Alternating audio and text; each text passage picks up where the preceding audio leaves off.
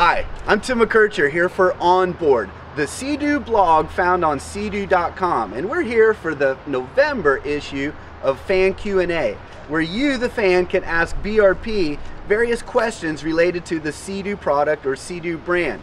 So we're going to get into the November issue right now with the first question from Will Smith.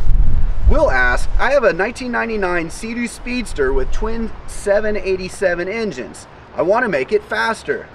Would changing the impellers help out, or are there more mods for power and performance?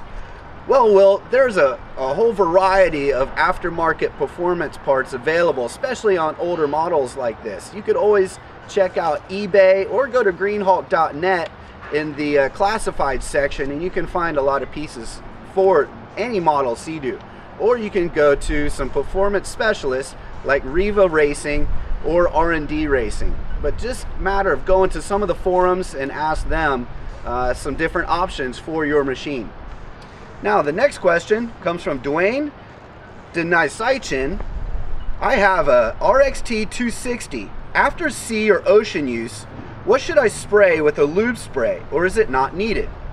Well, Dwayne, it's definitely a good idea to use BRP lube to lubricate all of the components after saltwater use, but also spray specific components such as electrical connections. You want to mist over the engine just to protect that. Also lubricate inside the water jet pump and the steering nozzle and reverse mechanisms. Basically any moving part that's metal, you go ahead and lube those and it'll help protect those. But always use BRP lube because it's a water dispersion design material specifically for BRP product. The next question comes from Sid Gonzalez. Sid asks, what's the standard warranty on a new RXPX?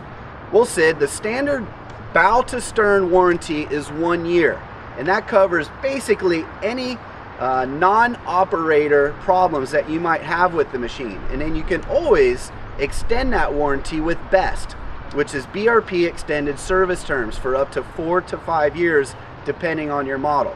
So that's what the standard year warranty is 1, plus you can add additional with the BEST program. Okay, our next question comes from Jonathan Adler.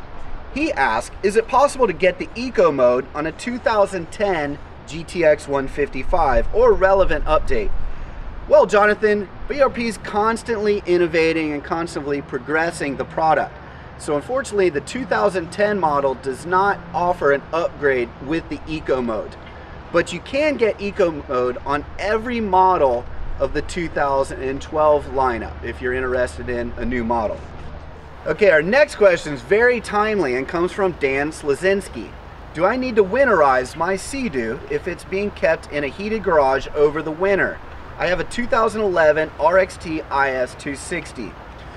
Well, Dan, we highly suggest that you winterize any product if you're in the colder climates. You never know if you're in one of the northern states if you're going to lose power for a couple days and your garage temperature could drop below freezing. You wouldn't want that to happen if you didn't winterize your product. So you never know, but we highly suggest that you do winterize even in a heated garage because you never know what's going to happen. Okay, our next question comes from Justin Dennis. What jet boat would be a good size for entertaining fun on the water? I was thinking about a Sea-Doo Challenger 230 SE, but it has to be a good price. Well, out of the entire Sea-Doo lineup, the 230 platform obviously is the largest in the family and is going to offer the greatest cockpit space. It actually has a seating for 12. The 210 offers a seating for 10 people. But if you compare that to a stern drive of similar size, you're going to lose some of that seating because it has the large engine in the back. So a Sea-Doo boat, you're definitely going to get more for your money if you're really looking to entertain larger numbers out on the water. And our last question comes from Brian Heiss. We've answered a couple of Brian's questions before, but they're pretty good. Brian asks, what's something Sea-Doo really wants to do but can't? Well, Brian, if you really studied BRP, there's really nothing BRP can't do.